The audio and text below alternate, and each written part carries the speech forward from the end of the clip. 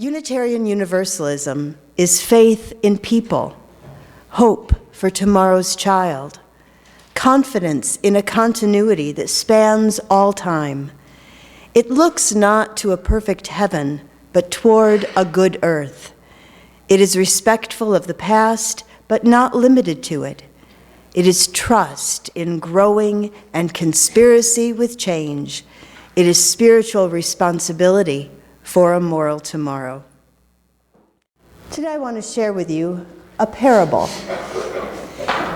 Now, there are lots of parables from many different cultures. Come on up, Camille. You want to sit right here on the bench? Thank you. You want to come up, Sam? Come on up. Oh my. I'm sick. Are you sick? I'm sorry. I'm sorry. You know, probably everybody here has been sick sometime in the last couple of weeks. I speak completely for myself in that statement, but I'd like to generalize, include all of you, because I'm an open-hearted person. So I'm going to tell a parable that Jesus told, and we find this in the New Testament of the Bible. And this is called the parable of the fig tree. And if you are familiar with the biblical parables, you might not know this one, because there are two parables about fig trees, and I had never heard of this one before. So if you have, then you are a Sunday school scholar and you get a gold star. See me after the service. Here it is. He told this parable. A man had a fig tree, and that's a picture of a fig tree. So you can see they're really leafy, and they look like they'd be kind of great to climb, but that's not part of the parable. So a man had a fig tree planted in his vineyard, and he went to look for fruit on it, but he didn't find any. So he said to the man who took care of the vineyard, "For 3 years now, I have been coming to look for fruit on this tree, and I haven't found any. Cut it down. Why should it use up the soil?" "Sir," the man replied, "leave it alone for 1 more year, and I'll dig around it and I'll fertilize it. If it bears fruit next year, fine. If not, cut it down." And that's the end of the parable. Like, what happens next? And when you keep reading in that chapter of the book of Luke, I mean, it's just like, I ran out of words. And what are we to make of this parable? Like, get your act together, or next year you get cut down. That is not my favorite thing to hear, because sometimes it takes me longer than a year to get my act together. So as I said, there are 2 fig parables. In the other one, Jesus is walking around with his disciples, and it's not fig season. It's whatever season it is when figs aren't growing. I am not wise in the ways of fig season in the Middle East. I should have looked that up. But it's not fig time. And in this story, which actually wasn't a parable, it's an account, Jesus looks around for figs, says, there's no figs, and then he smites the tree. Well, I don't like that one very much either. Figs are getting a bad rap in both of these. Beware of figs. But at least in today's parable, there are second chances. Okay, still no fruit?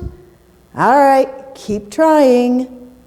So I like today's parable better for exactly that reason. I appreciate a good second chance.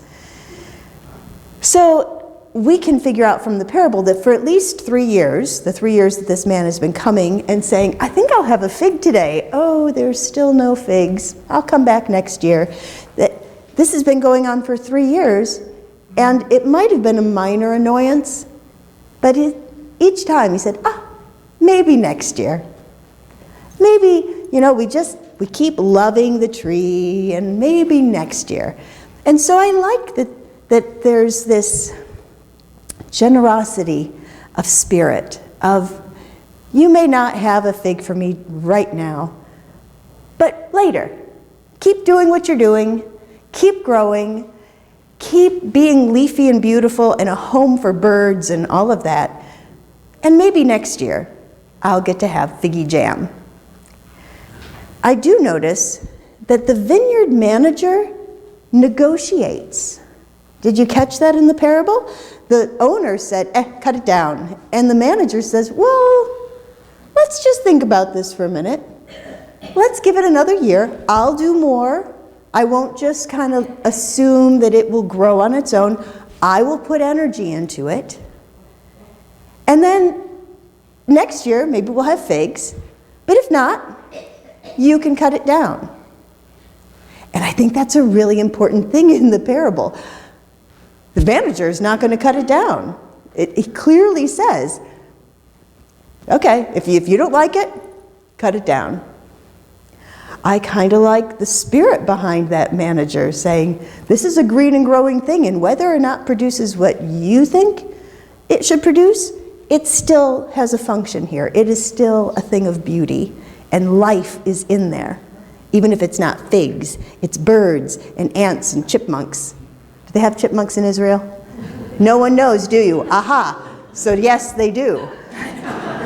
We just made that up. It's true. And what I really like about this is that it is a cliffhanger because we don't know what happens next. What happens next year? What happens the next day? We don't know. And he just goes off and talks about something else. Which is kind of how our lives work, right? Does anyone ever have even a week where things kind of tie up nicely? Or, you have a plan on Monday, and on Friday you're like, well, that's all done. Let's plan next week. Our lives don't work that way. And I like very much that this parable acknowledges that. It doesn't feel obligated to give us a happy ending or a sad ending or any kind at all. I really like that. I've always enjoyed a good mystery novel. And I'm not going to explain to you what it means. Further cliffhangers. We're going to sing you to your classes. How about that? It's the existential question, isn't it? Why is she preaching? So the first part of our reflection, there are 3 parts, is a question. Why? So let me elaborate. Why are we here? Which then makes me ask, what can we do? And then, how should we do it? Why are we here? What does it mean? How will we live that meaning? Why are we here? The basis for today's sermon are the foundational questions of existence. Why, what, and how. We don't need to bother with who and when, because the answers are clear. Who? Us. When? Now. And that might be a little departure from maybe previous default answers of who? Oh, someone else. And when? Later. Whenever that is. Which is probably how we got where we are with regard to some of our problems in the world, including global climate change and broken political systems.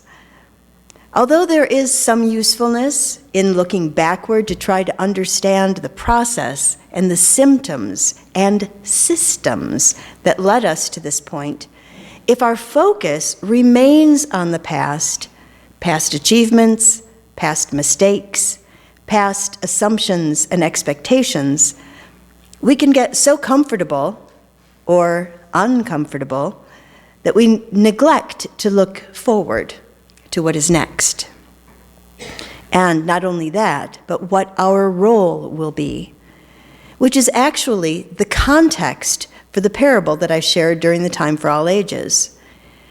Jesus had been teaching a crowd of people when some of those present tell him about a disaster in Galilee, where a tower has fallen on a group of worshipers as they were offering sacrifices in the temple, the first-century equivalent of the horror of a synagogue or mosque or church shooting during worship. Because the disaster happened while they were at prayer, a time when one would hope to be protected from violence and harm, some of the folks in the crowd were speculating about what sins had been committed to warrant God's obvious wrath. Jesus basically tells them that God doesn't work that way, and then he tells them this parable of the fig tree that bears no fruit. Let me remind you what he said. A man had a fig tree planted in his vineyard, and he went to look for fruit on it, but didn't find any. So he said to the man who took care of the vineyard, "For 3 years now I have been coming to look for fruit on this fig tree and haven't found any. Cut it down. Why should it use up the soil?" "Sir," the man replied, "leave it alone for 1 more year, and I'll dig around it and fertilize it. If it bears fruit next year, fine. If not, then cut it down." All of the action in the story is forward. There are no accusations of not doing the right thing over the past 3 years. We can assume that the vineyard manager is competent and did all of the appropriate things to facilitate the tree's growth. It just hadn't borne fruit. In the story, all that matters is what comes next. And what comes next is a second chance, or a fourth chance. More time is granted. In religious terms, we call that grace. The fig tree has another year to figure out its purpose, why it is there, and to act upon it. Another year to remove whatever distractions are keeping it from its fullest expression. Our key words this morning have been placed in a very important order. Why, what, how. I've purposely placed why as the first question, because if it were in the second position, it could be manipulated to provide a rationale for our preconceived what, rather than being the question that helps us to discern what within us is moving us toward action. That's a bit abstract. So let me share with you a real-life application of this sequence that happened in a church meeting just a couple of weeks ago. The Creative Grounds group, the folks who are casting a vision for how we might use our grounds to connect to one another and our spirits more deeply, as well as being attractive to newcomers, met to name and prioritize some projects in order to move forward.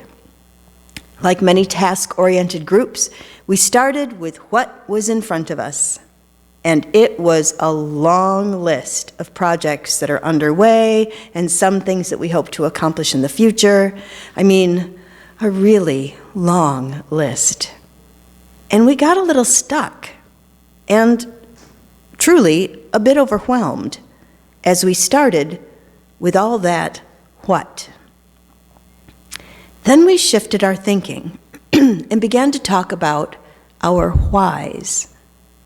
Suddenly, there was more energy in the room as we shared the things that were important to us about the land. And a common theme began to emerge: to invite people into a more spiritually reflective place and to connect with the beauty of the land. When we established our why, we were able to go back to that list of tasks and immediately see how we could start with a few things. We didn't have to complete anything right away. Our process could be to engage the process and let things grow organically, just the way nature shows us.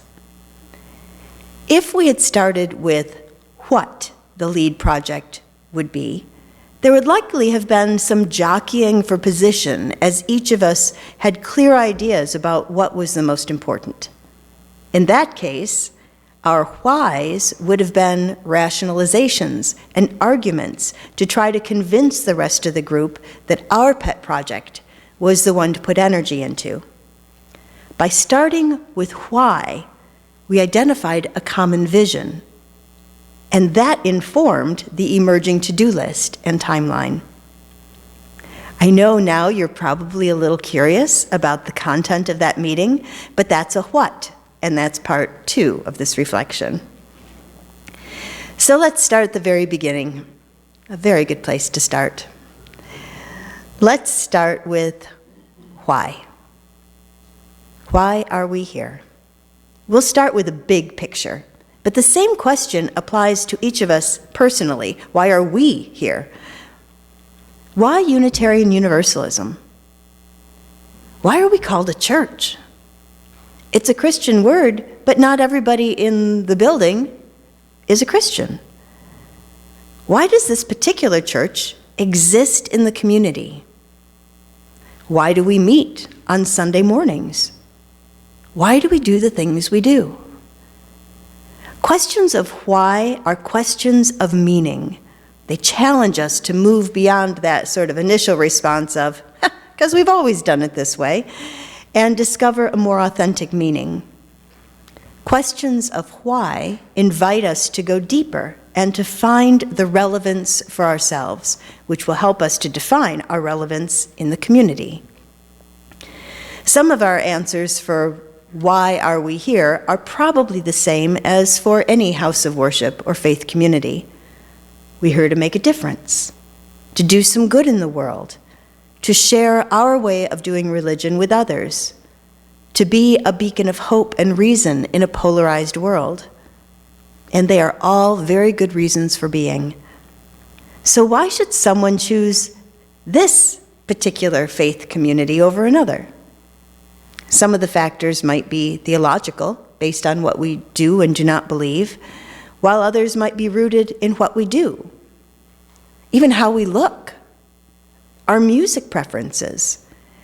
If I were to walk around with a microphone, there would probably be some foundational similarities in our personal whys for being here. Free thinking, kindred spirits, making a difference, raising kids to be critical thinkers in matters of religion, a place to make friends and feel connected. And as wonderful as all of those reasons are, they are mostly based in logic, products of our minds. Last week we talked about the power of changing our hearts and how that has the potential for changing the world. It pains me to say it almost as much as it is for you to hear it, but a change of mind is not nearly powerful enough to change the world. We need a change of heart. So let me take a risk and suggest why we, as the Unitarian Universalist Church of Amherst, are here and why we are necessary for the future health and well-being of the larger community. We are here to offer another way, a way of being religious that has at its core a process rather than a product. We are here at this moment in human and global history to help usher in the Great Turning, which according to Joanna Macy is a shift from the industrial growth society to a life-sustaining civilization. We are here to challenge and restore, to live into our principles and our notoriety as dirt-worshipping tree huggers. We are here to continue the legacy of our forebears and to become worthy ancestors for the generations to come. We are here to be a place where people can bring their doubts and despair, their joys and commitments, their longings and their courage. That is a lot of why. And we're going to just let that settle in for a moment while I share with you just a few words from the poet Wendell Berry. Despair for the world grows in me, and I wake in the night at the least sound, in fear of what my life and my children's lives may be. I go and lie down where the wood drake rests in his beauty on the water, and the great heron feeds. I come into the peace of wild things who do not tax their lives with forethought of grief. I come into the presence of still water, and I feel above me the day-blind stars waiting with their light for a time I rest in the grace of the world, and I am free.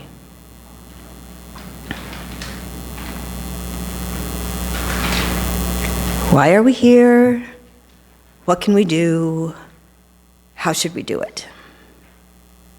What can we do? Well, Wendell Berry gives us a hint. I come into the peace of wild things. I come into the presence of still water. For a time, I rest in the grace of the world. We can be that space. In the 5 years I've been here, and for long before that, there have been questions about what to do with the back portion of the church's property. Developers contact the office about every 6 months to see if we'd like to sell a portion. And we entertained their ideas quite seriously, as we have aging facilities and limited funds. When it became clear that, at least for the foreseeable future, it does not make sense to pursue that line of thinking, we began to embrace the land and to reestablish a relationship with it. A labyrinth was created near the pavilion, about 300 feet down the trail from the edge of the parking lot. A lot of clearing has happened in that initial part of the trail to uncover boulders that were left here in the wake of the glaciers. And a small but mighty group of volunteers that I like to call the Creative Grounds Group began to meet to establish a vision for how we could invite people into relationship with the land. The back portion of the property has long been designated the Debbie Waterhouse Ecology Center in honor of a former minister's daughter who was tragically killed.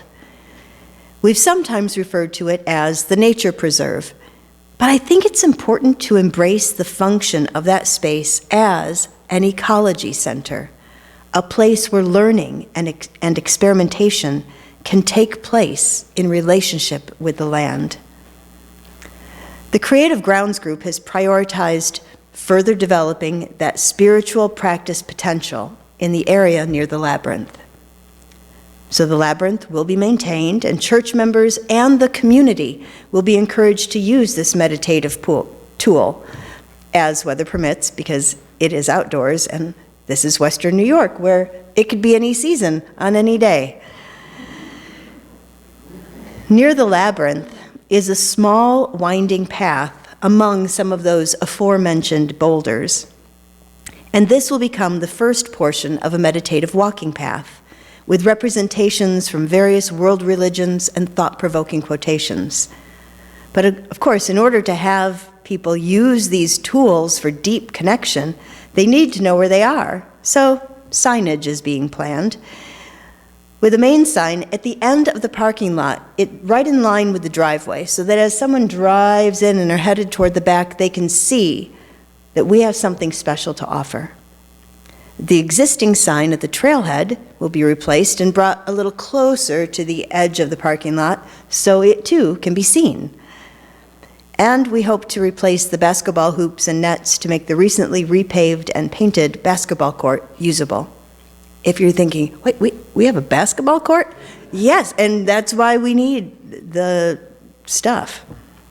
I'm a sports fan, you can tell. Those are some of the projects that some of you may want to get involved with too, and you are most welcome to join this group. So talk to me, to Angela, our Director of Faith Development, or Joe Rautenstrauch for more information to indicate what might sound fun for you. So of course we have longer-term dreams as well, dreams that include community gardens and other projects that would be closer to the church, not out in the trail, which would create ease of visibility and access. We recognize that building up the soil will likely take a couple of years, but imagine how wonderful it could be to be able to give folks in the community a way to connect with the miracle of growing food.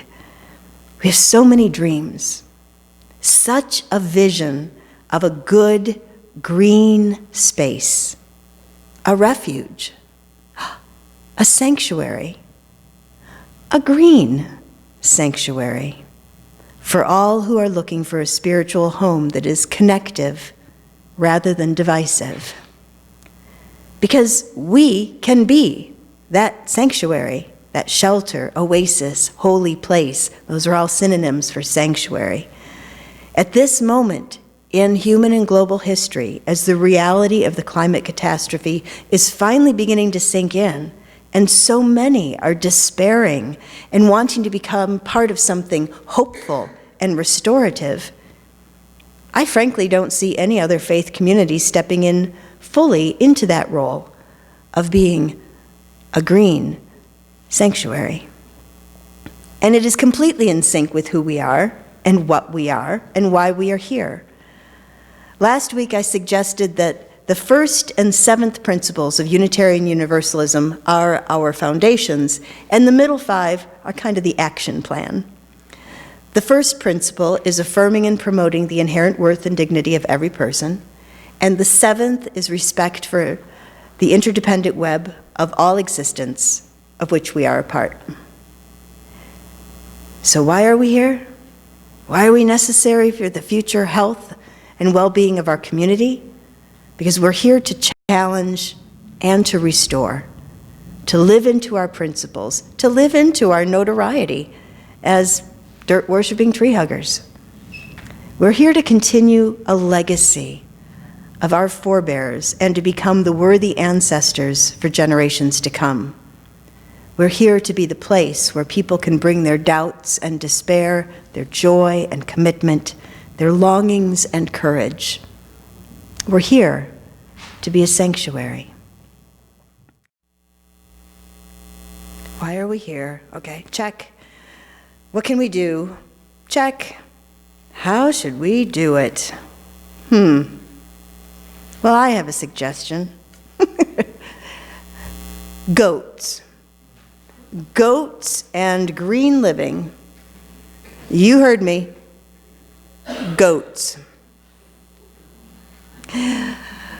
You are perhaps familiar with the famous grazing goats of Western New York. These goats from the company Let's Goat Buffalo. I love wordplay. They're brought in to basically clear out invasive species. They munch all day and share their fertilizing techniques. And over a couple of days, they clear quite an area formerly choked with invasive species. A bonus is that the invasive plant seeds are sterilized by the goat's digestive process. It's so reasonable. I just want you to just not look at me like I'm insane and just let this come in. And this is just a suggestion. I don't have like a plan and an agenda, but goats. So much of what we have in the back portion of our property is invasive. We have crazy amounts of buckthorn and honeysuckle, which to a goat is the equivalent of a platter of nachos supreme and a large Coke. They love the stuff. I see you shaking your heads, and you are looking at me with some concern, but just think of it. Don't you want to be the church that is known for bringing goats in to address our problems in a green way? Can't you just see folks coming to a green goat festival with a petting zoo out front with alpacas, I love alpacas, and sheep and baby goats, maybe in pajamas? Can't you just hear the kids, "Mommy, I want to pet the baby goats"? And I can see food trucks all around the perimeter of the back parking lot.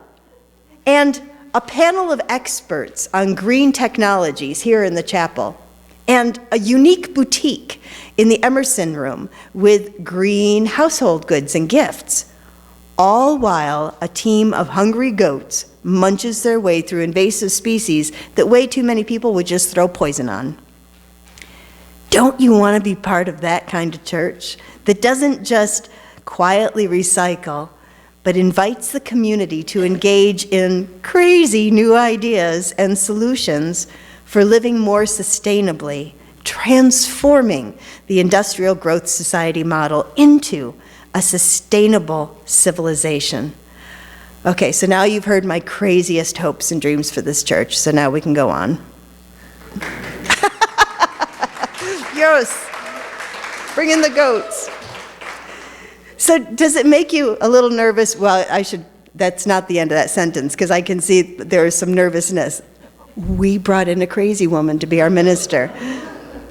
But does it make you a tiny bit nervous to think about being known for like one thing in particular? Because Unitarian Universalism is a wide path, and we have many groups and projects that we dearly love. Becoming known for being something does not mean everything else gets abandoned. If you are not yet familiar with the term intersectionality, you soon will be. It's everywhere. More and more experts are becoming aligned with the understanding that all issues of justice are interwoven. Marginalized populations bear a disproportionate burden of the problems associated with climate change, immigration, sexual predation and violence, food insecurity, homelessness, and that list is not exhaustive.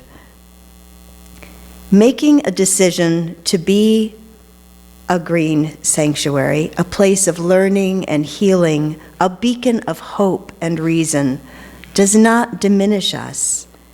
It helps the community to know us and why we exist. It creates a point of entry for seekers who can then find a home here and discover the wide path for themselves. And when I talk about being a green sanctuary, I'm trying to put that like in italics and glitter and maybe theatrical lighting, because we are already a green sanctuary. That is a designation that we have earned from the Unitarian Universalist Association for our efforts in being green. But what if it was bigger than that? Why, what, and how? The three foundational questions that can be answered by living into our principles, our values, and our deepest sense of ourselves. Living an undivided life that invites others into relationship. May we have the courage and the creativity to live into our notoriety and our potential. We're going to learn a new song.